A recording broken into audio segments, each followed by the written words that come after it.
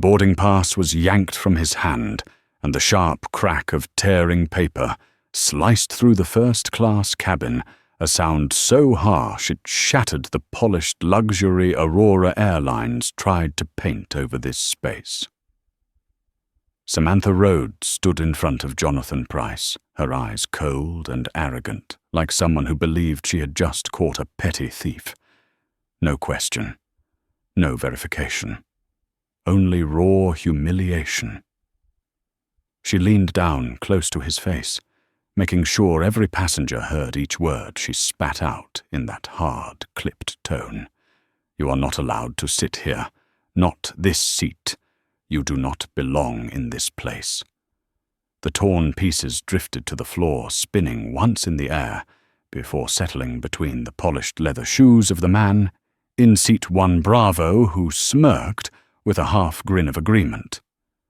No one said a word, yet the air thickened with a shared assumption. They believed Samantha was right. They believed Jonathan was wrong. They believed that a black man in a tracksuit could not possibly be the rightful holder of seat 1 Alpha. Jonathan bent down, picking up the torn pieces, as if gathering the remains of a truth that had been violated. His movements, slow, steady, almost serene, creating a quiet kind of power that clashed completely with the chaos Samantha had just unleashed. He lifted his eyes to hers, a direct look, sharp and calm, so unwavering it made Samantha step back half a pace before she even realized she had done it. It was not fear. It was the instinctive recoil of standing before something, unreadable something, that made the tiny authority she was trying to display collapse into meaninglessness. But arrogance blinds people to danger. Samantha stepped forward again, blocking the aisle, trying to rebuild the shell of authority she thought she had. Her voice rose louder, clearer, sharper. She ordered him to stand up. She declared he did not belong in this cabin.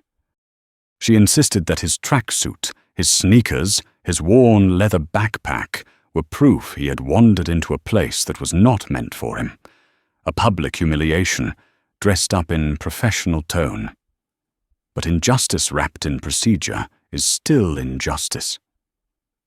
Jonathan did not react, did not resist, did not apologize. His eyes simply observed her, as if he were taking a step back in his mind to study the entire mechanism at play, a crew member convinced she controlled the cabin, an unspoken culture where people believed they could decide who was worthy and who was not, a system where prejudice functioned like instinct. Emily Carter stood a few rows behind her hands, clasped tight, her lips pressed to keep from speaking. She knew Samantha was wrong, deeply wrong. But she also knew that intervening now was career suicide. Samantha turned back to Jonathan, triumph flickering in her eyes when she saw he still had not moved. She increased the pressure, raised her voice, pushing him toward defiance so she could justify calling security. People like Samantha always need a clean reason to make their wrongdoing look legitimate. Jonathan placed the intact half of the ticket on the table, then gently set the torn half beside it. A small gesture, but a declaration in itself. He spoke one short sentence enough to freeze the entire cabin. "You just tore the ticket of a valid passenger." His voice was low, deep, steady, carrying the weight of someone who had stood in the presence of real power, not the fragile imitation held by a flight attendant, intoxicated by control. Samantha laughed, but the sound she produced was metallic scraping. She told him not to act calm, not to pretend, not to act like he understood anything. She insisted that someone like him could never have a seat like this, could never hold a real boarding pass, could never have the right to be here, could never be first class. The cabin went silent. A few passengers looked away. Some stared down into their laps. Others quietly enjoyed the spectacle. But no one spoke, because lowering their eyes in the face of injustice was easier than confronting it. Jonathan looked at Samantha again. This time, his gaze was not observation. It was documentation, as if a case file was opening in his mind. He asked her why she wanted him to move. One simple question, sharp as a blade, peeling away her excuses. Samantha froze for a breath. She could not answer without revealing the truth. But pride shoved her forward. She said he did not meet cabin standards. She said she had the authority to decide. She said this was her territory. Emily whispered so quietly, only she could hear herself. She just walked into the line of fire. Jonathan calmly told her she did not have that authority. His voice was so steady, it created a vacuum in the cabin. Samantha flushed red. She began counting down. 3, 2, 1. Jonathan remained seated, a wall of silence, a mountain refusing to move. Samantha shouted into her radio, demanding security to first class. She declared a non-compliant passenger. She ordered him off the plane. Some passengers exhaled sharply, others looked away in shame. Jonathan closed his eyes for 1 second. A single second to mark this moment. A single second to close the last door of patience. He knew the game had begun. He knew Samantha had crossed a line she could never return from. He opened his eyes and spoke a sentence that made Samantha's heart skip, though she could not explain her sudden fear. "All right. Let's see who you just touched." In that moment, if the cabin lights had shifted even slightly, they would have revealed the change in Samantha's face, not understanding everything, but sensing something primal, a warning deep in her bones that she had just made a mistake, powerful enough to alter the course of her entire life. In 2 minutes, the cabin would understand. But right now, only Jonathan knew, and his silence was sharper than any shout Samantha had ever used to prop up her artificial authority. Jonathan did not look toward the cabin door when the heavy footsteps rushed down the aisle. He simply sat there, his hand resting lightly on the torn boarding pass, his eyes still and calm like water before a storm. But his silence was not surrender. It was preparation, focus, the coiled stillness of a force about to reveal itself in a way no one in that cabin could imagine. Samantha stood barely 1/2 meter from him, arms crossed shoulders, lifted high like someone convinced she was moments away from winning a battle she believed was already decided. The satisfaction twisted on her lips, the smugness of a person certain that once security arrived, everything would fall neatly into place. A man dragged off the plane, a lesson for someone who did not know his place. But the moment the shadows of the 2 security officers stretched across the cabin carpet, something cold slid down Samantha's spine. She told herself it was nothing, just nerves. She clung tightly to the authority she believed she had clung to the silent approval of the silver-haired man in seat 1. Bravo clung to the false sense of victory that hid her growing unease. The 2 security officers stepped in, 1 male and 1 female. Their faces were stern, carrying the blend of professionalism and caution of those used to handling trouble. They had no idea they were stepping into a moment that would become a turning point for the entire airline. They did not know who the man in front of them was, what power they were walking toward, or who they should truly be worried about. Samantha immediately rushed to them, speaking quickly with the tone of a commander. She described Jonathan as a disruptive passenger, refusing instructions, refusing to leave his seat, intentionally resisting. She spoke with the confidence of someone who assumed her words alone would shape the narrative. Jonathan did not interrupt. Not a word. He let Samantha finish, let her lies fall into place, let them drift toward the drop where truth waited to pull them down. He only watched, so calmly it became unsettling, so calmly that the security officers instinctively turned their eyes toward him longer than usual, as if some part of them felt something was off. A feeling faint, blurred, but undeniable. The female officer stepped forward, her voice steady but cautious. She asked Jonathan to explain. Jonathan looked directly into her eyes without fear or confusion. His voice was low even, and sharp like a blade sliding across steel. He said he was sitting in the correct seat, that he had a valid ticket, and that the person who tore it was Samantha. His words carried no anger, no exaggeration. They landed with the precise weight of a formal report, spoken by someone accustomed to handling high-level crises, and that calm shifted the entire balance of the cabin. Samantha cut in immediately, her voice too loud, too rushed, as if desperate to smother something. She insisted Jonathan was lying, that the ticket did not look real, that he had been acting defiant, that he was posing a threat to flight safety. The male officer looked at Samantha, a moment too long, longer than protocol required, long enough for her to feel uneasy. Long enough for Emily in the back to feel a thin thread of hope. Jonathan still did not stand, did not react, did not resist.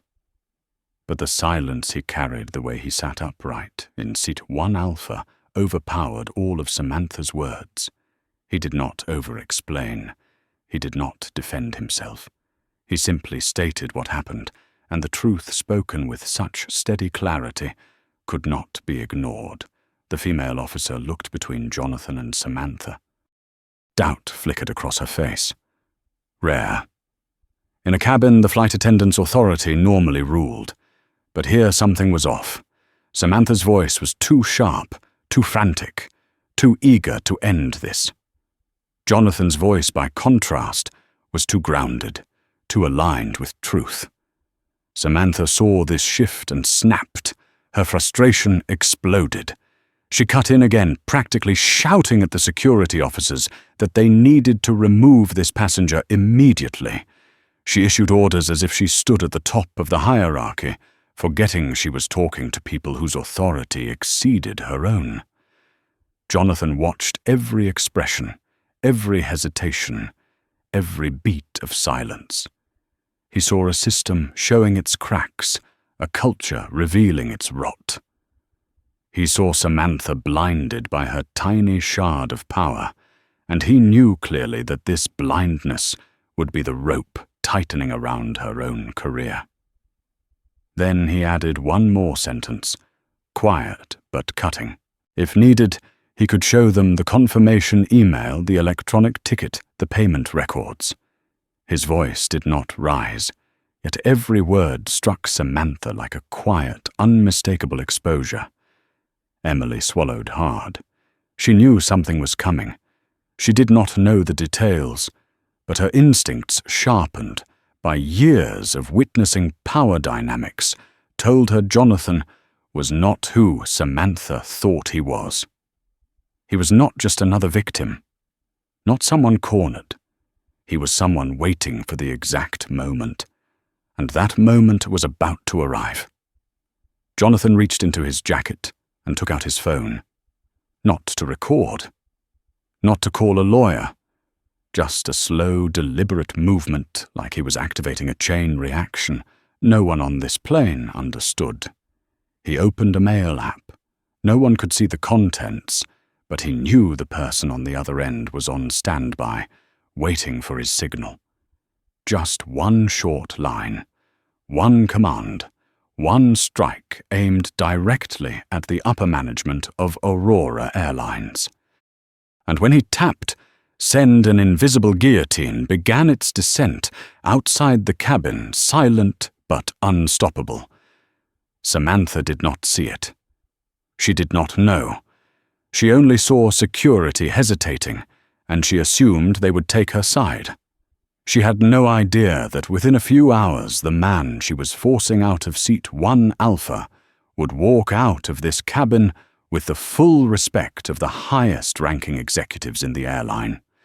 She had no idea that the moment Jonathan pressed send, he had initiated a verdict. A verdict against a rotten culture, against invisible bias, against the warped authority she had used to humiliate an innocent passenger. And in that tense silence, stretched tight enough to snap, Jonathan spoke one final sentence, soft yet heavy as a hammer. "Are you sure you want to continue?" A simple question, yet it made Samantha's heartbeat stutter. Not because she understood who he was, but because his voice, calm to the point of danger, did not sound like the voice of a man losing. It sounded like the voice of a man waiting for the downfall of his opponent.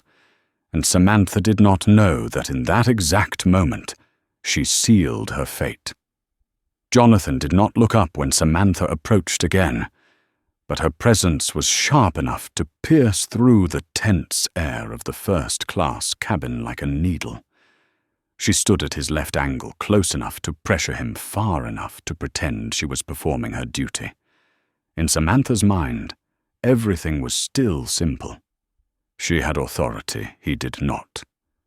She gave orders he was supposed to obey. What she failed to realize was that the power she clung to was borrowed power, the smallest and most fragile kind in the aviation world, the power of someone who believed she was the gatekeeper to the upper class. Emily watched the scene from a distance, her throat tightening with a mix of worry for the man being mistreated and disgust for the very system she was part of. Samantha's voice was icy, the sort of tone painfully familiar to anyone who had ever been targeted by prejudice. She said security had confirmed they would remove Jonathan from the aircraft and that he should prepare to leave. There was no professionalism in her tone, only delight. Jonathan did not respond immediately. He let Samantha stand there for a few extra seconds, long enough to make her uneasy, long enough for the silence itself to become pressure, long enough for his quiet presence to feel heavier than any protest. When he finally lifted his gaze, there was no anger in his eyes, none of the reaction she was waiting for to escalate the situation. His eyes held only calm judgment, as if he were looking at an outcome he had predicted long before it happened. The 2 security officers remained a few steps away, maintaining a safe distance from both of them. They watched Jonathan the way people watch a puzzle they cannot quite solve. His calm did not match that of a disruptive passenger. His composure did not match someone cornered, and the way he observed everything felt more like a man who understood exactly where real authority lay. Samantha still did not notice the hesitation in their eyes. She still believed she was in control. Jonathan leaned back slightly, adjusted his sleeve, a small gesture, but one filled with confidence that made no sense, coming from someone supposedly moments away from being removed from the plane. He looked at Samantha and asked, his voice deep sharp, leaving no room for misinterpretation. "On what basis did you say I do not belong in this cabin?" The question cut straight to the core. No sugarcoating, no softening. A question anyone with a conscience understood immediately. Samantha clenched her jaw, not because she lacked an answer, but because the real answer was something she could not say out loud in front of the entire cabin. She dodged hiding behind safety regulations, verification procedures, suspicion of a fake ticket, all the familiar excuses recycled in every discriminatory incident in aviation. But each word she uttered made the cabin feel heavier, as if everyone recognized they were listening to the same broken tape on repeat. A passenger a few rows back leaned forward, visibly annoyed. The woman beside him shook her head, whispering that things were going too far. But as in every first class, cabin dissent was never loud enough to become a voice. People wanted peace. They did not want to be witnesses caught between two sides, and that collective silence was the exact fuel someone like Samantha thrived on. Jonathan did not escalate. He simply tilted his head slightly, like someone assessing the severity of a problem. He did not raise his voice, but each word cut through the air with the precision of a blade sheathed in velvet. I showed the boarding pass. I sat in the correct seat, and you tore it apart. If you have a legitimate reason, say it in front of everyone. Samantha did not answer. Her eyes flashed with a brief flicker of panic that she tried to hide by straightening her posture and tightening her lips before raising her voice again. She claimed she did not owe him an explanation, that security would handle it, that the crew had already made their final decision. But the phrase, final decision, hung awkwardly in the air. The two security officers looked at each other. A moment of hesitation appeared. They did not move forward. They did not approach Jonathan. They did not touch him. They simply stood there, as if waiting for the final missing piece to understand what was really happening. They did not know who he was, but their instincts told them this issue was far deeper than a simple, unruly passenger. Jonathan took out his phone again. No one in the cabin saw clearly, only that he tapped something quickly. Samantha glared, assuming he was trying to record or pressure her. But anyone who had ever worked around true power would recognize the gesture instantly. It was the gesture of someone giving a command, not someone begging, not someone cornered. A directive sent at the exact moment to the exact person for the exact purpose. Emily swallowed when she saw it. She did not know why, but instinct told her that whatever he sent was about to change the entire cabin. She watched Jonathan, and for the first time since the humiliation began, she saw something different in his eyes. Not just patience, not just analysis. She saw calculation, control, and a hint of impatience. The next minute fell into silence, a silence so heavy every breath felt loud. Samantha still believed she had won, that everything now was mere procedure. She checked her watch, exhaled sharply, then leaned toward Jonathan, her voice dripping with contempt. If you had cooperated from the start, this would have been simple. It's your own fault for resisting. This is the consequence you brought on yourself. Jonathan looked at her, the way someone looks at a person holding a knife without realizing the blade is turned toward themselves. His reply sent a chill down Emily's spine and knocked the breath out of Samantha for a full heartbeat. I am not resisting. I am waiting to see how deeply this system intends to reveal its own decay. His voice was not raised, but it carried through the cabin, touching every corner, stirring shame in the silent irritation, in the entitled and slicing straight into the truth Samantha tried to bury. Samantha opened her mouth to snap back, but before she could speak, the radio on one of the security officers vibrated. He lifted it to his ear, listened for a few seconds, and his expression changed completely. From alertness to shock, from shock to wait, from wait to caution. He looked at Jonathan. Long enough for Samantha to realize something had shifted entirely out of her grasp. Jonathan remained seated, calm eyes, steady hand resting on his phone, saying nothing more. And that silence made everything start to fracture.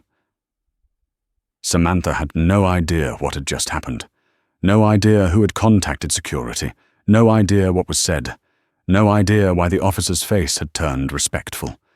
But Jonathan knew, and he knew that from this moment on, the balance of power in the first-class cabin no longer belonged to Samantha. For the first time since this began, Samantha felt a cold shiver run down her spine. Not because she feared Jonathan, but because she sensed something faint, yet unmistakable authority in this cabin was shifting. And it was not shifting toward her. Jonathan did not need to stand to take control of the space. His silence did that for him, and the more Samantha spoke, the louder she became, the harder she tried to assert her authority, the more she twisted the air in the cabin, making it heavy and distorted, as if every word she fired was ricocheting back into the very system she thought she was protected by. She believed she was cornering him, but in reality she was dragging herself into the harshest spotlight possible. The galley door opened, and Emily stepped out with a look of worry she could no longer hide. She moved closer, not to intervene, but to stand near enough to witness every detail without missing a beat. Younger employees like her, the ones who still clung to a shred of professional integrity, knew exactly which line Samantha had crossed, a line that anyone with years in aviation understood must never be touched. Other passengers began shifting uneasily. A middle-aged man in seat 2 Alpha adjusted his posture, watching with a mix of discomfort and hesitation. A woman in seat 3, Charlie lowered her phone into her lap, her eyes fixed on the scene, as if she had just realized she was witnessing something far beyond normal tension. But no one intervened. No one wanted to be dragged into it. They only observed, waiting to see whether the injustice would grow so obvious it forced them to speak. Samantha saw those looks, but she interpreted them all wrong. She thought they were on her side. She thought they were waiting for her to deliver a decisive blow. She thought the cabin wanted her to deal with the problem. And that belief pushed her straight into her next mistake. She moved in close to Jonathan, close enough that her breath touched his face. The distance was far beyond what her training allowed, but she didn't realize that. Her voice dropped low, sharp with threat. "If you do not leave this aircraft immediately, I will request that security use force. Do not test my patience." Jonathan looked at her, the way someone looks at a crack in a wall, assessing how deep the damage ran, before deciding how to address it. He did not answer right away. He allowed the silence to stretch for several seconds, intentionally, or not long enough to make Samantha sweat under the illusion of her own power. Then he asked a question that froze the cabin for a heartbeat. "Who do you think you are protecting?" Samantha opened her mouth to snap back, but the question cut too directly, too truthfully, too deeply. It hit the one place she was trying to hide. She deflected, claiming she was protecting the cabin, protecting procedures, protecting flight safety. Emily blinked. That was not true. Everyone knew it was not true. Samantha was not protecting safety. She was protecting her ego, protecting the prejudice she was trying to impose on the man in front of her. But what Samantha did not know, could not know, was that the man she was humiliating had the power to rebuild the very culture she was abusing. The male security officer stepped forward. He instructed Samantha to move back so he could speak to the passenger. Samantha spun around, fury flashing across her eyes at being interrupted. But the officer used the steady voice of someone accustomed to handling reckless situations, calm, patient, but immune to being overridden. "Please step back a few paces. Let us do our job." It was the first time anyone had dared to give Samantha a direct order since this started. and for the first time, she could not respond with her usual arrogance. She stepped back, but she kept her eyes locked on Jonathan, as if he were the threat. She still did not realize what the entire cabin was beginning to see. She was the threat here. Jonathan turned to the security officer and spoke a single sentence. "I am not resisting. I am being mistreated, and I have proof of it." He lifted his phone not to record, but to open the email that contained his ticket confirmation. He showed them the booking code, the QR code, the seat information. The officers examined everything carefully, no detail overlooked. Their expressions slowly shifted from suspicion to caution. Samantha lunged in, trying to interrupt. He could fake all of that. You cannot trust his documents. Look at it. Obviously the ticket is wrong. People like him. But she never finished the sentence. The female officer raised her hand sharply, her voice firm. "There is no discrimination here. Please do not make judgments based on assumptions." The entire cabin went silent. Emily's eyes widened. A passenger inhaled sharply, and for the first time, Samantha looked genuinely stunned. Not because she had been interrupted, but because she heard two words she always believed she would never be accused of: discrimination. She snapped back, her voice high and shaky. "I am not discriminating against anyone. I am doing my job." But the flush on her face, the quickened breath, the stiff posture told the truth more clearly than any words could. The passengers exchanged glances. The trust they had placed in Samantha began to crack. Doubt spread through the cabin like a stain. Jonathan watched every expression.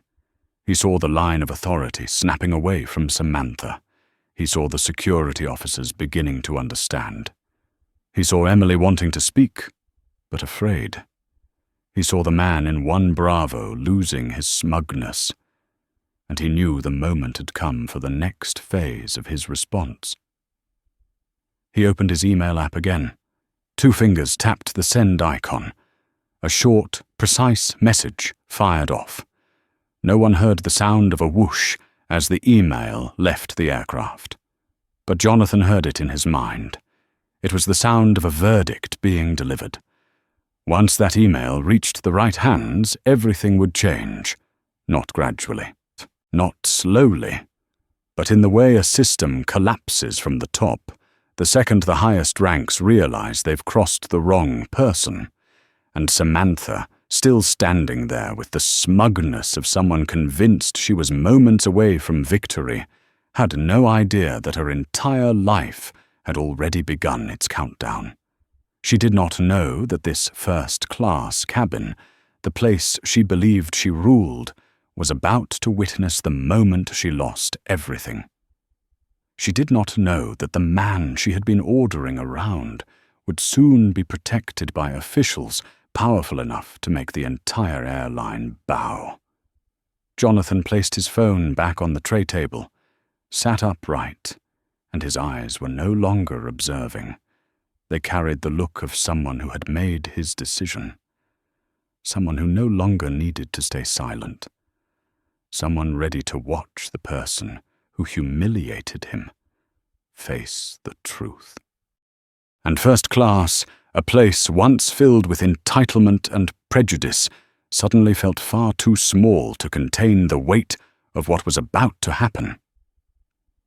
Jonathan didn't watch Samantha retreat, her high heels striking the cabin carpet, as if each step were an attempt to pull back the authority slipping from her grasp. But every step she took only made the truth clearer. Samantha no longer controlled anything. She was clinging to an illusion of power she herself had shredded with her blind aggression. Emily stood nearby, her hands clasped in front of her stomach, heart racing. She could see the shift happening in the cabin.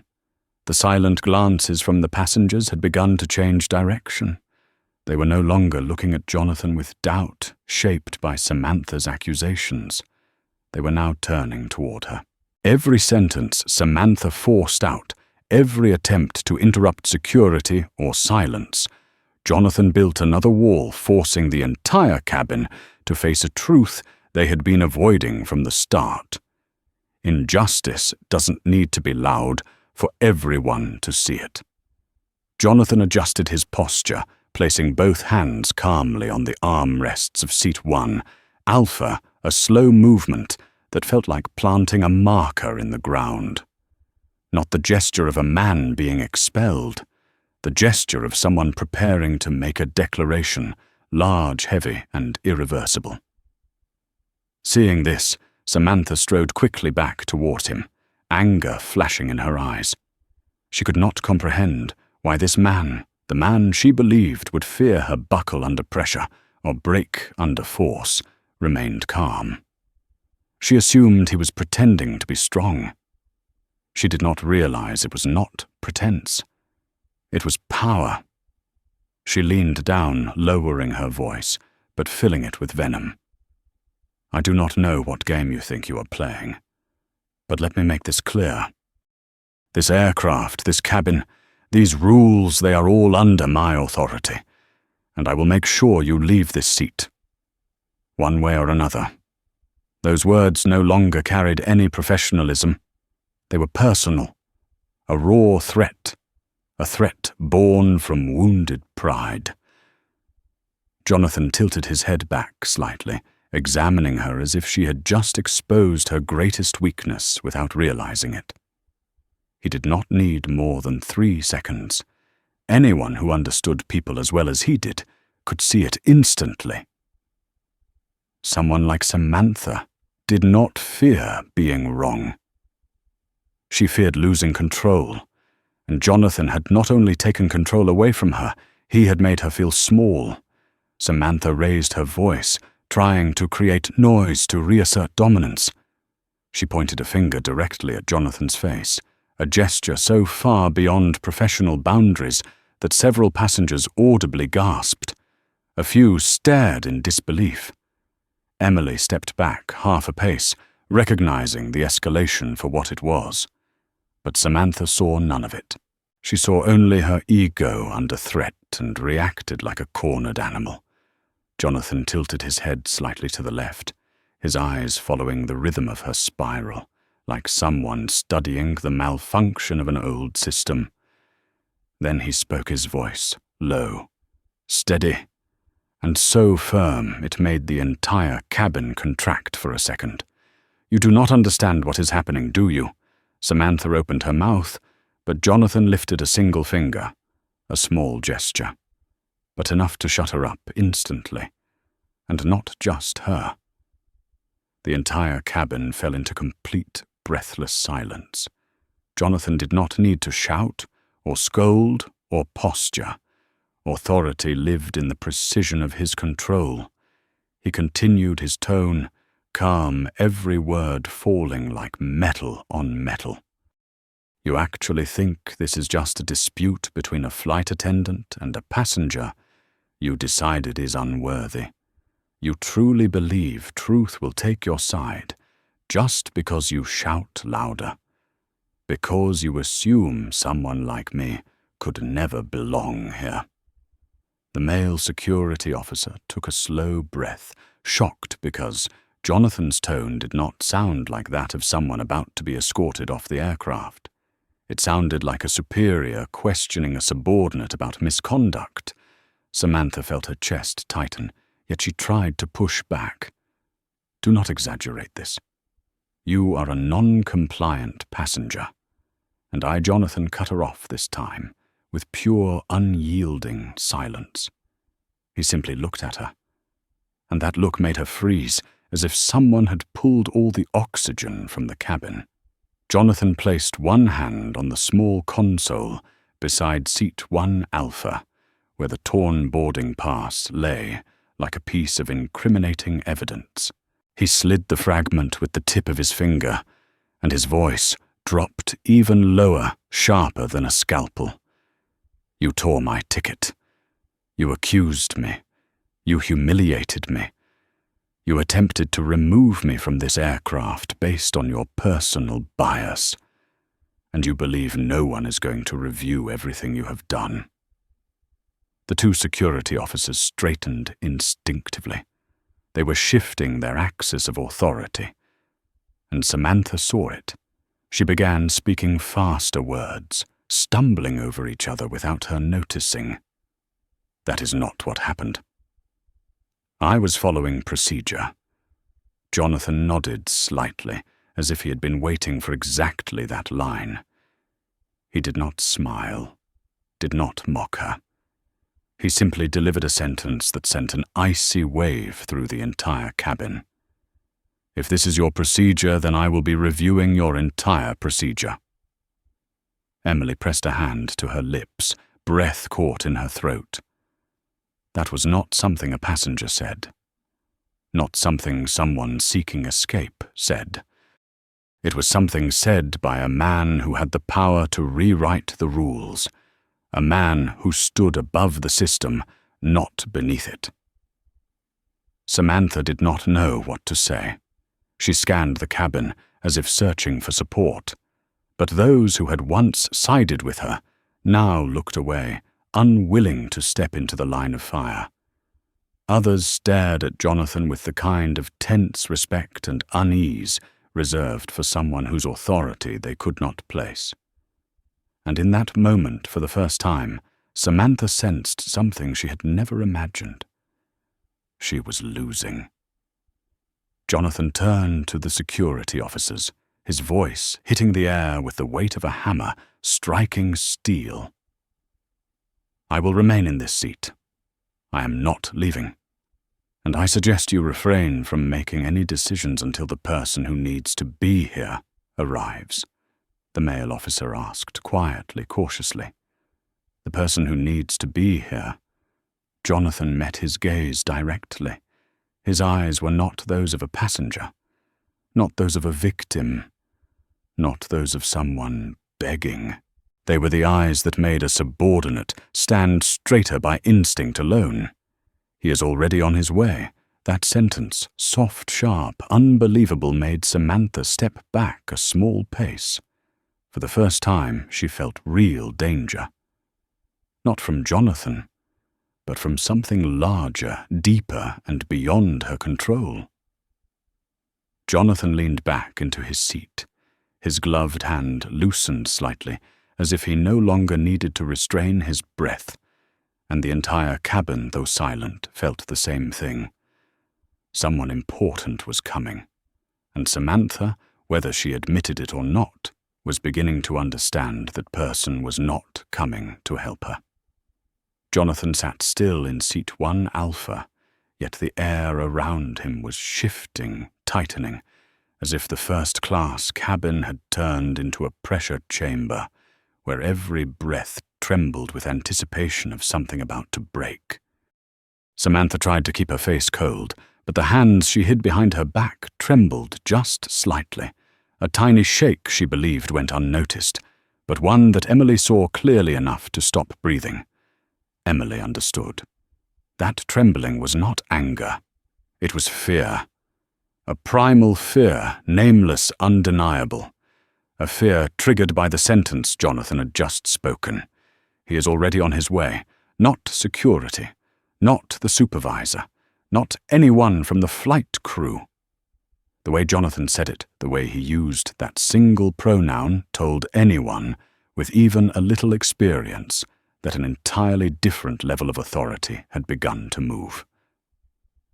Samantha swallowed, trying to mask her panic by planting her hands on her hips, straightening her shoulders, lifting her chin. She told herself she was right, that she had authority in the cabin, that she had followed procedures, that no one could intimidate her with a few cryptic sentences. But the truth was simple. None of her reassurances were working anymore, and the most frightening part was that she could feel Jonathan knew that. Jonathan did not look at Samantha. He rolled his wrists slightly, as though preparing to stand. but he did not move. The motion alone made the security officers tense and made Samantha instinctively step back half a pace. Then he spoke, his voice low and sharp. "I want to confirm something. Who exactly gave you the instruction that brought you here?" The female security officer stiffened. That was not a question a passenger facing removal should ask. It sounded like a procedural audit. She answered quickly without realizing her voice had an edge of nervousness. "We were informed by the lead flight attendant that there was a passenger refusing to follow safety instructions." Jonathan nodded, once his gaze never leaving Samantha. "And you believed that was enough to remove someone from an aircraft without verifying anything yourselves?" The question was not meant for the officers. It was meant for Samantha. And it pierced through her like a needle hitting raw nerve. She snapped back louder than necessary. "You do not have the right to question my procedures. I followed protocol. I am protecting Jonathan," cut across her, not by raising his voice, but by slicing her words cleanly in half with his tone. "You are not protecting anyone. You are creating the problem." Then he tilted his head, speaking slowly, clearly, with the weight of a verdict. "And you have gone too far." A cold wave moved through the cabin. Emily felt sweat on her palms. The security officers stood straighter. The man in seat 1 Bravo, who had been lounging smugly earlier, now sat upright, discomfort flickering in his expression, as if Jonathan's words had hit something inside him too. And Samantha went pale for a moment. She finally realized Jonathan was not just defending himself. He had begun passing judgment. Her ego reacted the only way it knew how, by pushing back harder. She leaned forward, eyes sharp like stone edges. "Who do you think you are to speak to me like that? You are just a passenger who does not know his place. If you think someone is coming to save you, you are delusional." Jonathan let out a quiet sound, not a mockery, not ridicule, but the sound of someone who had just heard a statement so profoundly wrong, it was almost pitiable. He leaned forward, placing a hand on the edge of his seat, as though preparing to reveal something she was not prepared to handle. "Samantha, you should hope I am delusional. Because if I am right, this is no longer a minor violation. This will be the turning point of your life." Samantha held her breath. No one could hear it, but Jonathan could. He recognized that silence. He had heard it many times, the silence of someone beginning to understand they had touched something they should never have touched. He sat up straight, unlocked his phone. The screen lit up, reflecting a cold metallic glow in his eyes. A notification appeared, exactly the one he had been waiting for. Emily saw it and felt time freeze for a single second. Samantha saw it and stepped back, losing her aggressive stance. The security officers sensed the shift of authority away from Samantha toward Jonathan and waited silently. Jonathan read the message in 2 seconds. Just 2. Then he turned the screen off, placed the phone on the tray table, and spoke with a calm so absolute no one could tell whether it was tranquility or the final quiet before a storm. "They are here." Samantha frowned, trying to maintain composure. "Who is here?" Jonathan did not look at her. His eyes were fixed toward the cabin door, as if he were looking directly into the future. His voice fell across the cabin like a blade. "The ones you called are not the only ones who received a call. Someone else is coming. Someone you were never allowed to insult." Samantha gave a shaky laugh, half panic, half stubborn pride. "Who? Who could possibly be important enough?" Jonathan did not turn his head. He just answered soft and deadly. "You will know. And when you know, it will be too late." A voice came from the direction of Dr. 1 left. Not loud, not rushed, but heavy with authority enough that the entire cabin turned at once. The voice of someone every airline employee would recognize instantly, a rank far above any purser or lead attendant. Jonathan didn't need to look. He closed his eyes for a single breath. The cabin went still as stone. Jonathan opened them again, his voice barely above a whisper, sharp as a cut. "He is here." And for the first time since the flight began, Samantha's knees wavered. Because that voice, walking step by step toward the cabin, didn't belong to someone who came to handle a disturbance. It belonged to someone who had the power to define what a disturbance even was, and someone who had the authority to end her career in an instant. The footsteps echoed steadily down the aisle, each one landing with the weight of a hammer, striking steel. Not fast, not hurried. But every step carried an authority impossible to hide. The first-class cabin sank into a deadly silence, the kind that falls when everyone in the room realizes they are no longer in control of what is happening. Jonathan sat upright, not turning his head, but his eyes had shifted. They were no longer the eyes of someone being mistreated, no longer the eyes of someone enduring. They were the eyes of someone preparing to witness the consequence of a judgment he had already set in motion. Samantha turned around, forcing a confident smile, but the corners of her mouth trembled. She swallowed hard, and the hands she hid behind her back clenched so tightly her knuckles whitened. Her instinct screamed that whoever was coming was not a supervisor, not the head of security, not anyone from a rank she could command. The person approaching was someone no one expected to see in a situation like this. Emily pressed a hand to her mouth, her heart pounding against her ribs. She had flown with all kinds of passengers and all levels of management, but these footsteps, they did not belong to any of them. They carried a command that made others stand straighter without being told. The security officers stepped aside instinctively, recognizing the rank of the person coming was far above their mandate. The man in seat 1 Bravo straightened abruptly, tension etched across his face. The passengers behind them stopped breathing, and then he appeared at the cabin entrance, a man in a perfectly cut black suit, face cold as polished granite eyes, carrying the weight of thousands of emergency meetings. No one in the cabin needed an introduction. They all knew who he was. Marcus Langford, Executive Vice President of Global Operations for Aurora Airlines. The second highest authority in the entire corporation, answering only to the CEO. A man of his position never appeared in a cabin because of an unruly passenger. That alone told everyone this situation was far from ordinary. Samantha went pale for a heartbeat, then forced out a stiff smile. She stepped forward and spoke in a voice, trembling under a forced layer of authority. "Mr. Langford, it is an honor to have you." But Marcus Langford did not look at her. Not for a second. Not for a breath. Not with the smallest flicker of attention. She stood directly in front of him, yet to him she was nothing but air.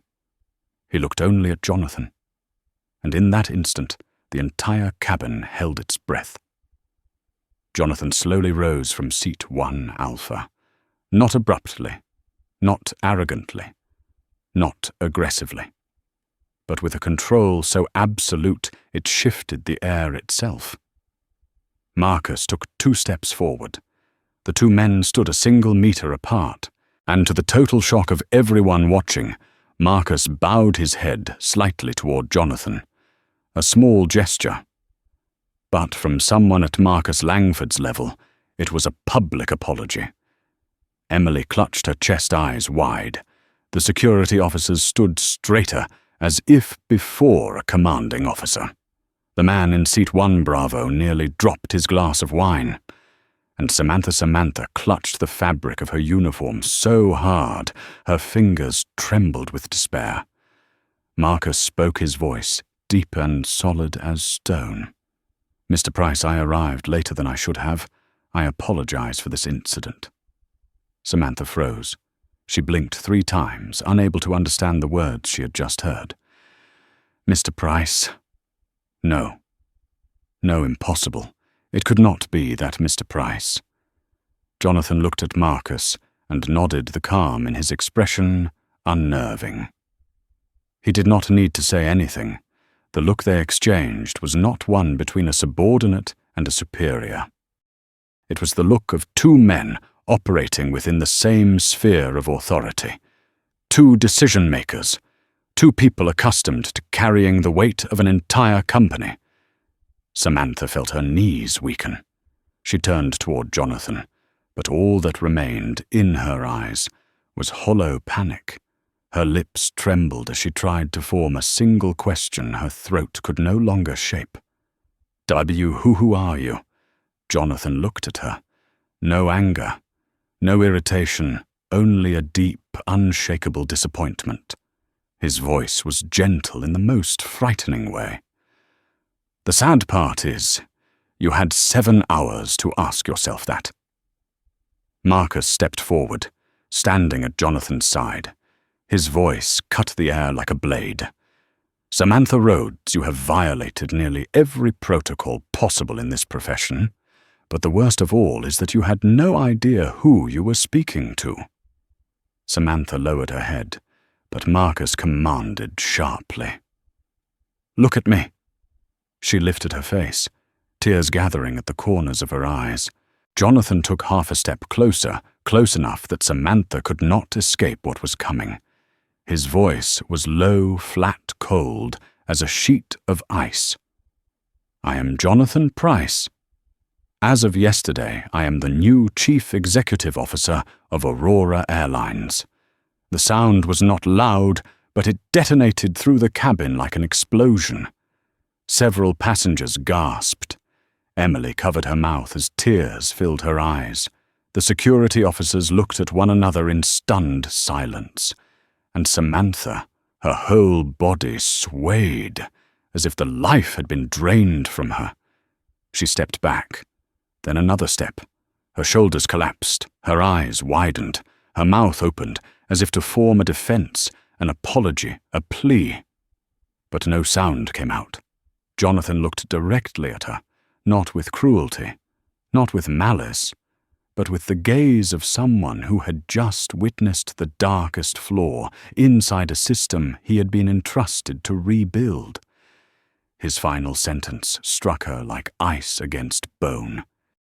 And in that instant, Samantha understood that her 23-year career had ended in a single second. "You have just performed a test, and you have failed it in the worst way possible." Samantha staggered, a soft, broken sound escaping her throat, and the entire cabin remained frozen, witnessing the moment a person destroyed her own life right in front of the CEO she had believed was sitting in the wrong seat. Jonathan stood motionless in front of Samantha, and that moment stretched out like a verdict, lowering inch by inch. There were no more sounds, no more voices. Only Samantha's ragged breathing and the wild, frantic pounding of her heart, as if it wanted to break out of her chest. When Jonathan spoke his final sentence, she understood there was no path back. Not because she insulted the wrong man, but because she had struck directly at the very rot Jonathan had been hired to remove. The 2 security officers stood frozen, as if witnessing an accident far beyond their authority to intervene in. Marcus Langford turned to them, his voice deep and sharp like a military command. "You will write the report on the spot. Every detail must be exact. No embellishing, no omitting, no blurring of facts."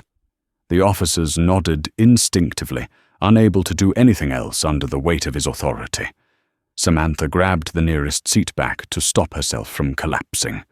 She tried to speak, tried to salvage her dignity, tried desperately to catch even the last thread of salvation. "Mr. Price, I didn't know. I was only—" Jonathan lifted a hand slightly, a small gesture that erased every excuse she might have tried to make. "No one cares whether you knew or not. What matters is that you chose to insult, threaten, and humiliate a passenger you believed was beneath you. That is not procedure. That is your nature." Samantha broke down in tears.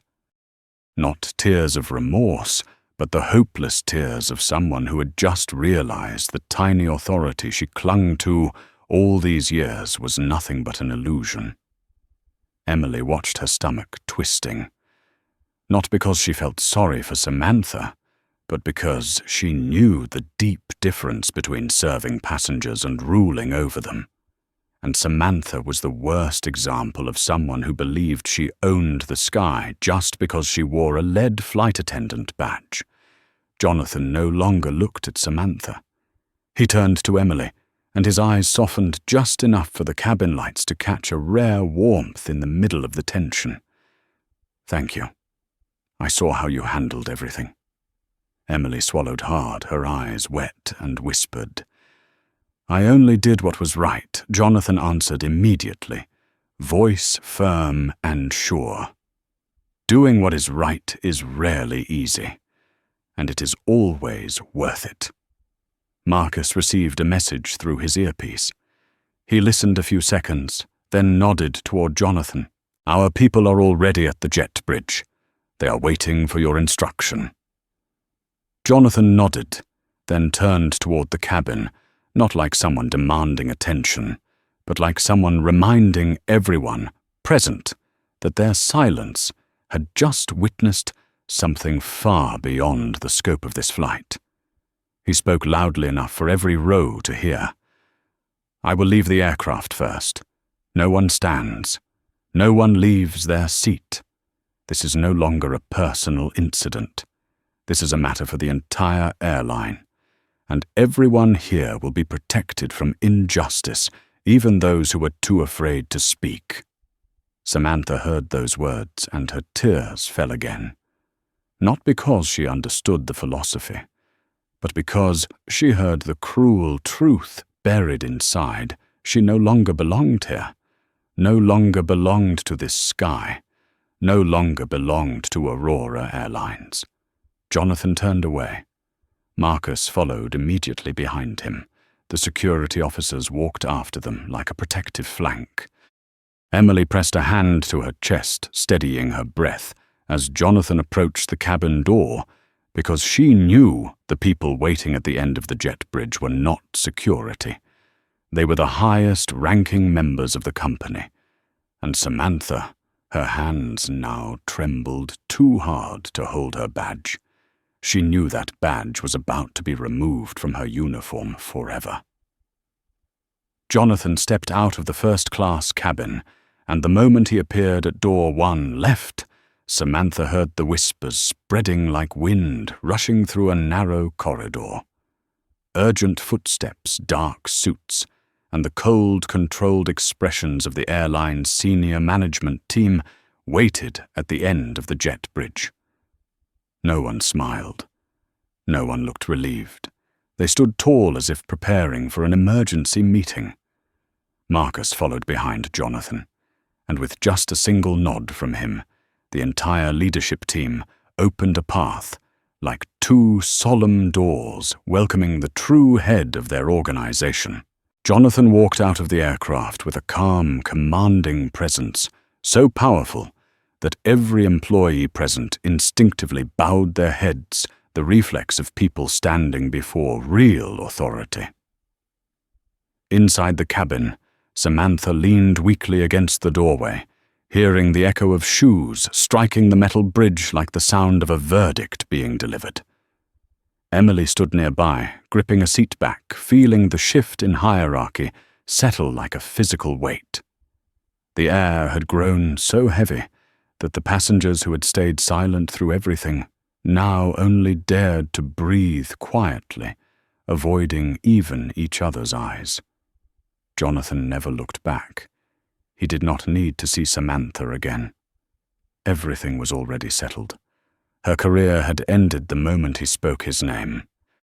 And as he stepped into the jet bridge, the cold white light washed over his face, reflecting the image of a man who was not only the head of an airline, but someone who had just witnessed the true nature of the system he was about to reshape.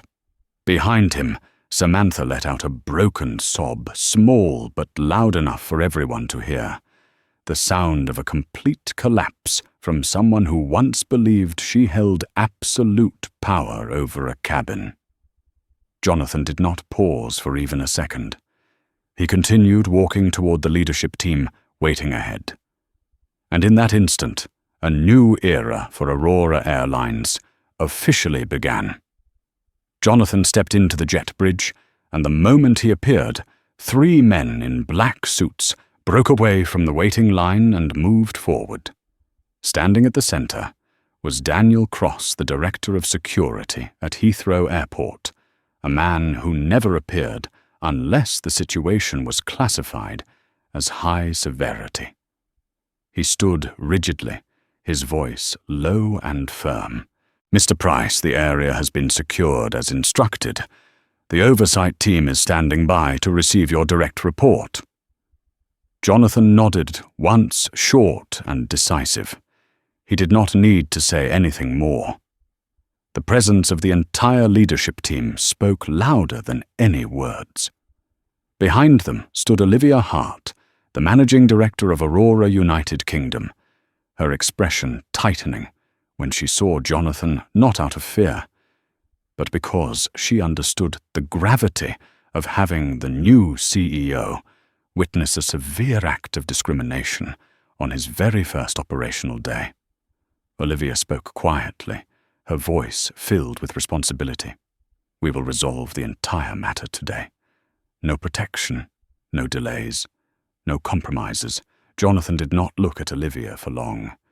He responded with a sentence sharp enough to make every person present straighten instinctively. "This is not the fault of a flight attendant. This is the sickness of the entire system, and we will remove it from the root." The words dropped heavily, tightening the air in the jet bridge. No one dared to breathe too loudly. Jonathan continued walking, passing through the line of employees, bowing on either side, as if he were stepping across the boundary between the decade-old version of the airline and the new one he was about to build. Outside the window, the aircraft remained still, as though witnessing a transfer of power unlike anything in its history. A staff member moved ahead, signaling to the convoy waiting below. Jonathan descended the stairs, the grey morning light of London casting a cold steel-like sheen across his calm face. And as the car door opened that moment, marked something no one at Aurora Airlines could escape any more from this point forward. Every bias, every corrupt use of authority, every act of disrespect toward a passenger would be wiped out. From the perspective of a specialist in systemic justice, this story is not merely about individual wrongdoing, but a test that exposes the layers of quiet inequity embedded within every organization. Power only holds real meaning when it is used to protect human dignity. If you believe that respect should never depend on appearance or status, please like and subscribe to help spread this value. And leave a comment with the phrase, "Stand tall," to affirm that you choose to stand on the side of justice.